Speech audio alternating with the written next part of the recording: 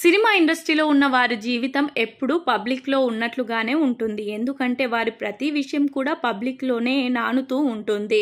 ఇక social media వచ్చిన తర్వాత ప్రతి సెలబ్రిటీ లైఫ్లో ఏం జరుగుతుందో ఇట్టే అందరికీ తెలిసిపోతుంది. మరి టాలీవుడ్లో చాలామంది సింగర్స్ ఉన్నారు. అలా సింగర్గా చెలామణి అవుతూ వైవాహిక జీవితంలో విఫలమై ఒంటరిగా జీవిస్తున్నారు. విడాకులు తీసుకొని ఒంటరిగా ఉన్నారు. మరి ఆ సింగర్స్ ఎవరో ఇప్పుడు తెలుసుకుందాం. సింగర్ కౌసల్య తన కొడుకు పుట్టిన వెంటనే భర్త నుంచి విడాకులు తీసుకొని విడిగా జీవించడం మొదలుపెట్టింది. ఇప్పుడు ఆమె మరో వివాహం చేసుకుండా కొడుకుతోనే ఒంటరిగా జీవిస్తుంది. సింగర్ కల్పన సైతం తన వ్యక్తిగత జీవితంలో విఫలమైంది. అనేక బాధలు పడ్డ తర్వాత తన భర్తతో విడాకులు తీసుకొని తన కూతురుతో ఒంటరిగానే ఉంటుంది.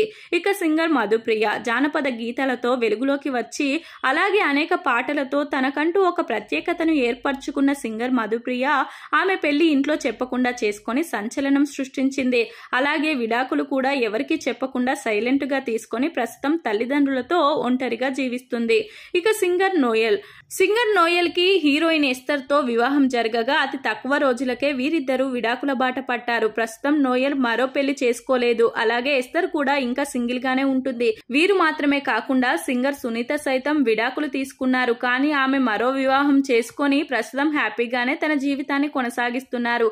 అలాగే సింగర్ హేమచంద్ర మరియు శ్రావణ భార్గవి ఒక ఏడాది కాలంగా దూరంగా ఉంటున్నారనే వార్తలు వస్తున్నాయి. ఇందులో నిజానిజాలు తెలియదు కానీ అఫీషియల్ ప్రకటన వచ్చే వరకు వేచి చూడాలి.